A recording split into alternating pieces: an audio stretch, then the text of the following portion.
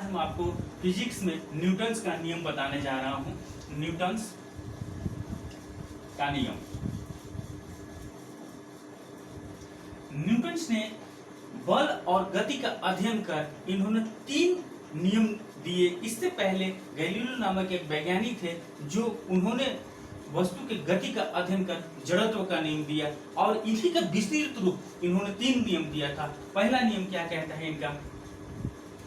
पहला नियम कहता है कि यदि कोई वस्तु विराम अवस्था में है या गतिशील अवस्था में है, वो अपनी अवस्था को तब तक बनाए रखता है जब तक कि उस पर बाह्य बल न लगता है। जैसे मान लेते हैं एक वस्तु है, ये देखिए वस्तु है, इस पर बाह्य बल लग रहा है। अब ये या तो विराम अवस्था में हो सकता है या गतिशील, ये दोनों अवस्था में हो सकती है। तो ये अपनी अवस्था को तब तक बनाए रखेगा जब तक कि इस पे बाह्य बल न लगे।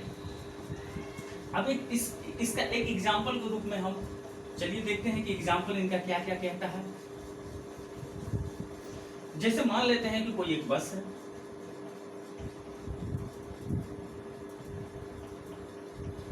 बस पे ऊपर बैठा हुआ खड़ा हुआ कोई व्यक्ति है। अब ये सारे जो हैं विराम अवस्था में है।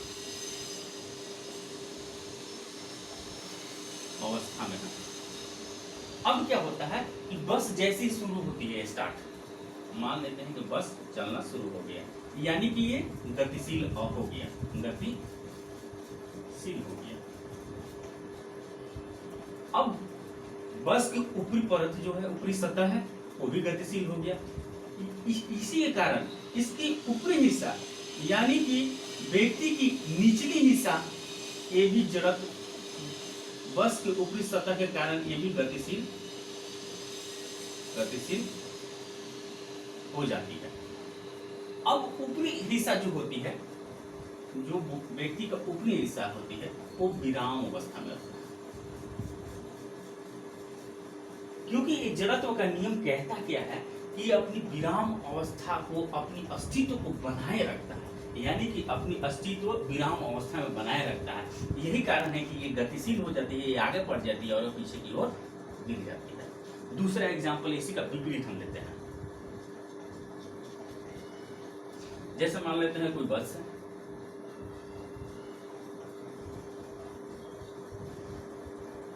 उसमें कोई व्यक्ति बैठा हुआ सीट बेल्ट पे, चाहे जहां भी खड़ा बैठा हुआ है।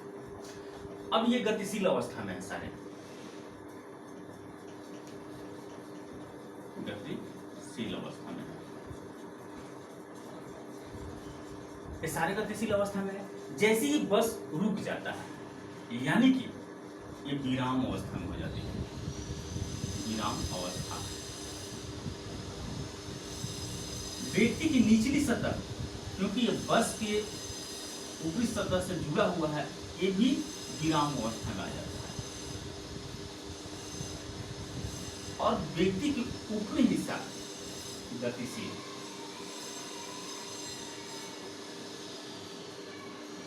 अवस्था में।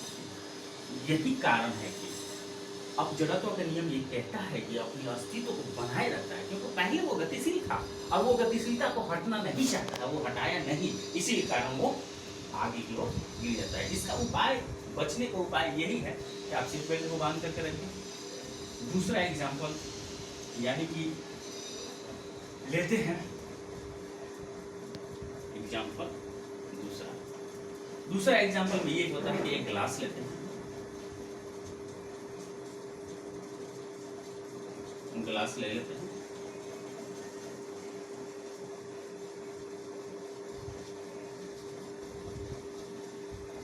ग्लास ले लेते हैं, इस पे एक पोस्ट कार्ड रखते हैं हम, पोस्ट कार्ड, इस पे एक कॉइन है, सिक्का। फिगर पर नहीं जाइए, थोड़ा इस पे ही ध्यान दीजिए। अब ये क्या होता है कि सारे अभी क्या है, विराम अवस्था में,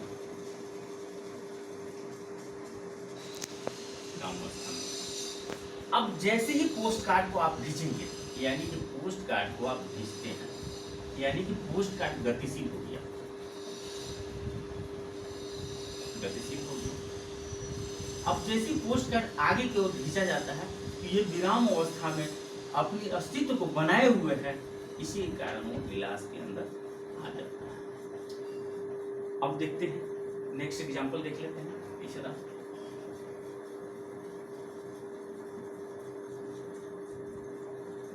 जैसे मान लेते हैं कांच का एक कोई खिड़की ले लेते हैं, या चाहे जो भी आप लेना चाहते हैं वो ले सकते हैं। ये कांच का खिड़की है, इसमें कांच भरा हुआ है, यानी कि कांच है, कांच है। अब जैसे ही एक बुलेट हम मारते हैं, यानी कि बुलेट, छोटा सा बुलेट मान लेते हैं, बुलेट है, और एक हम कांच का बड़ा सा टुकड़ा ले लेते हैं, चाहे जैसे कांच का टुकड़ा। देखिएगा, आप देखते होंगे कि कांच का टुकड़ा मारने के बाद एक पूरी ग्लास टूट जाता है, और बुलेट मारते हैं तो जहां से जाता है वहीं पे हॉल होता है। ये कारण क्या है? इसके पीछे कारण ये है कि जैसे ही आप बुलेट को वार करते हैं, यानी कि ये कांच का जो टुकड़ा है, ये कांच का टुकड़ा जो है विराम अवस्था में होती है, विराम अवस्था में होती है। जैसे ही बुलेट इस पे लगा, बुलेट लगा, यानी कि बुलेट क्या है? आया गतिशील है, गतिशील है, और जहां कांच की बुलेट लगता है वहां की जो कांच के अणु हैं, कांच के अणु गतिशील, गतिशील अवस्था में आ जाता है, आ जाता है। इसी के कारण वो, और बाकी जो कांच के रेस्ट पीरियड हैं ये विराम अवस्था में ही रहते हैं। यही कारण है कि ये हॉल हो जाता है, छिद्र हो जाता है, और कांच का टुकड़ा जब मारते हैं तो सारे अणु, यानी कांच के जितने भी अणु होते हैं वो गतिशील अवस्था में आ जाते हैं, इसीलिए कांच का टुकड़ा हो जाता है, यानी कि चूर्ण चूर्ण हो जाती है। तो अब देखते हैं, ये पहला नियम कंप्लीट हो गया। अब न्यूटन्स का हम दूसरा नियम के बारे में अध्ययन करते हैं, सेकंड लॉ। सेकंड लॉ ये थोड़ा सा ट्विस्टेड है, थोड़ा सा ध्यान से समझिएगा, कुछ इसमें ज्यादा नहीं है, थोड़ा सा ध्यान से आप समझेंगे तो आपको समझ में आ जाएगा। देखिए क्या कहता है सेकंड का नियम, ये न्यूटन्स का नियम। पहला कि किसी वस्तु पर बाह्य बल लगता है, अगर मान लेते हैं किसी वस्तु पर बाह्य बल लग गया, उसमें उत्पन्न त्वरण बल के दिशा के अनुरूप समानुपाती होती है और वस्तु के द्रव्यमान के व्युत्क्रमानुपाती होती है। जैसे मान लेते हैं ये वस्तु है, ये वस्तु है, इस पे कोई बाह्य बल लगा, ये बाह्य बल लगा, बाह्य बल लगा, इसी के दिशा के अनुरूप क्या होगा? इसी के दिशा के अनुरूप त्वरण उत्पन्न होगा, और मास, इस वस्तु को मास के द्रव्यमान का व्युत्क्रमानुपाती होगा। तो देखते हैं इसका फॉर्मूला क्या है, F=m है। और ध्यान देने वाली बात है कि जब वस्तु में जितना फोर्स से आप, जितना बल से आप लगाएंगे, उतना ही आपका संवेग उत्पन्न होगा, यानी कि P=m है। अब थोड़ा सा हम इसका डिस्क्राइब करते हैं कि संवेग भाई कैसे उत्पन्न हुआ। अब आते हैं, थोड़ा सा देखिए, आप थोड़ा सा ध्यान देने की बात है, जरा ध्यान से देखिएगा। मान लेते हैं कोई वस्तु है, यहां से चलना स्टार्ट हो गया, यहां हो गया, यानी कि प्रारंभिक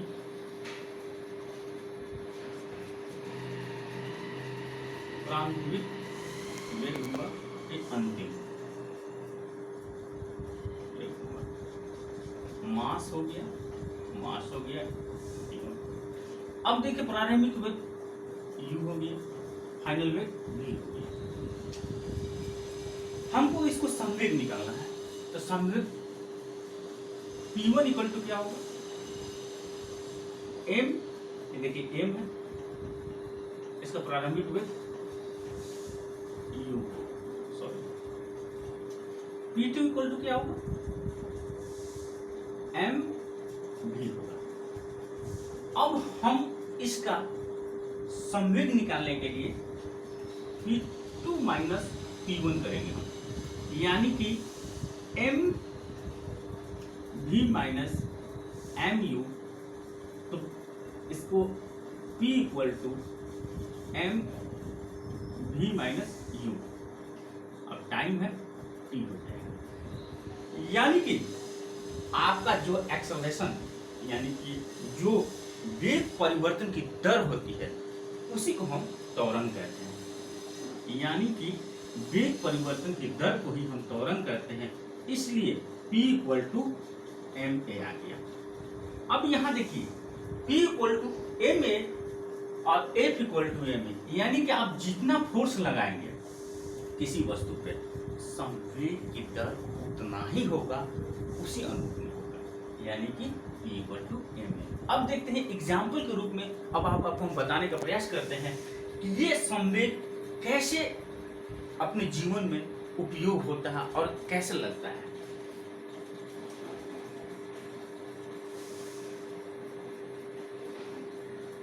देखिए अब क्या होता है कि हम इसका सबसे बड़ा अच्छा एक एग्जाम्पल है, स्प्रिंग ले लेते हैं, स्प्रिंग ले लेते हैं,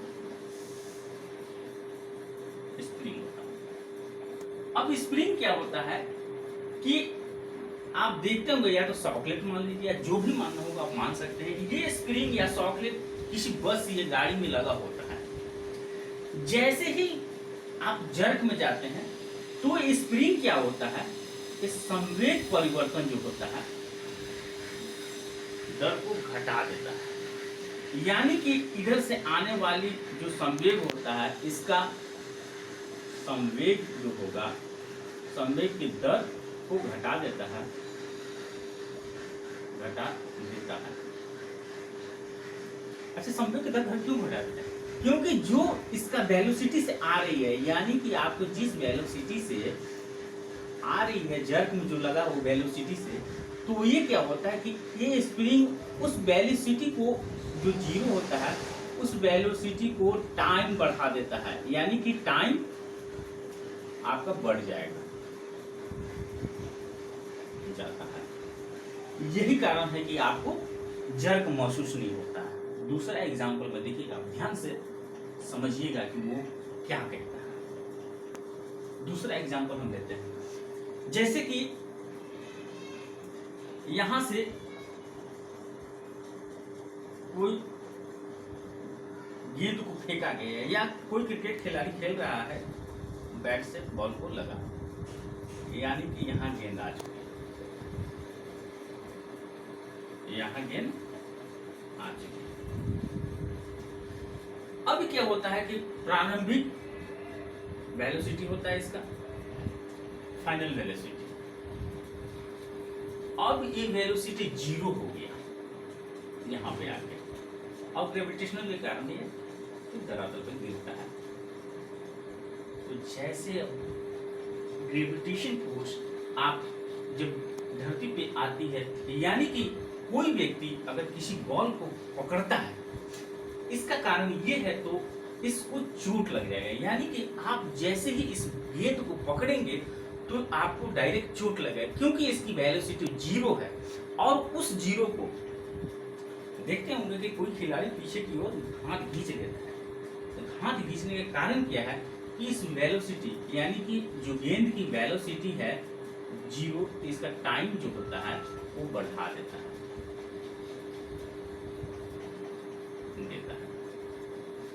टाइम बढ़ाने के बाद इस व्यक्ति के हाथ में चोट कम लगती है और इसका संवेग जो होता है, संवेग घट जाता है। यही कारण है कि आपको हाथ में चोट नहीं लगती है। देखते हैं अब न्यूटन का तीसरा नियम क्या कहता है। थर्ड नियम,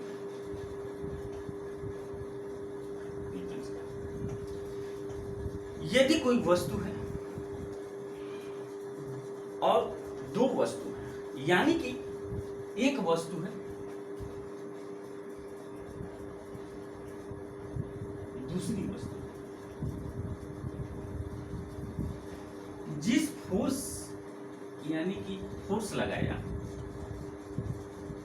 तो ये कहता क्या है, उसी फोर्स से इसको रिप्लाई कर देता है, यानी कि प्रतिक्रिया के रूप में इसको जवाब दे देता है। यही सेकंड लॉ करता है। यानी कि कोई वस्तु पे जितना बल आप लगाते हैं, दूसरी वस्तु उतना ही बल आपको रिटर्न कर देता है, यानी कि क्रिया और प्रतिक्रिया, क्रिया और प्रतिक्रिया, क्रिया बराबर होता है।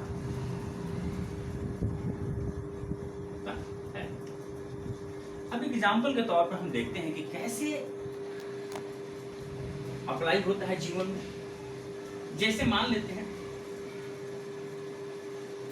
एक छत है,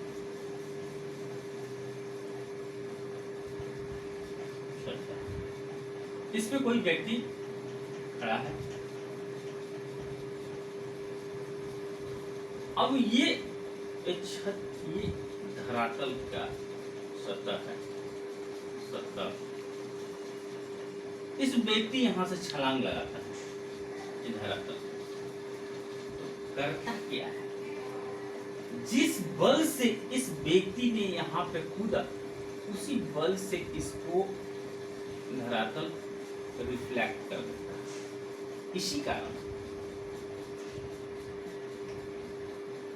व्यक्ति को चोट लगता है। आप देखे होंगे कि व्यक्ति को क्यों चोट लगता है।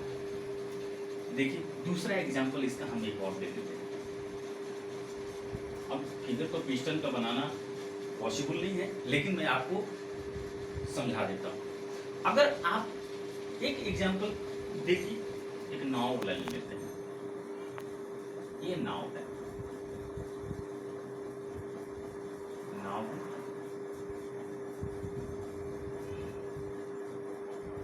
इस पे कोई व्यक्ति बैठा हुआ है, ये खड़ा है, नाव खड़ा है, ये जंप मारना चाहता है, यानी कि उछलना चाहता है। तो व्यक्ति करता क्या है कि इस नाव पे पहले फोर्स लगाता है। फोर्स लगाया, व्यक्ति पहले इस नाव पे फोर्स लगाया, और नाव विपरीत प्रक्रिया करता है, यानी कि न्यूटन का दूसरा नियम लगा, इसी को प्रतिक्रिया के रूप में इसको उछाल देता है।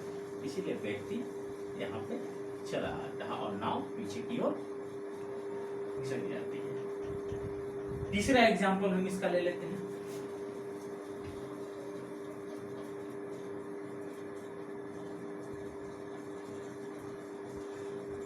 मान लेते हैं कि कोई गन है, गन होता ही है। आप देखते होंगे कि पिस्टन फोर्स बुलेट पे लगाता है। जब पिस्टन बुलेट पे फोर्स लगाता है तो बुलेट उसी के दिशा में उसको फोर्स वापस करता है, यानी कि रिटर्न करता है। इसीलिए आप देखते होंगे कि हाथ आपके पीछे की ओर चला जाता है। यही कारण है कि वो झटका देता है। अब आपका नियम, तीसरा नियम कंप्लीट हो गया।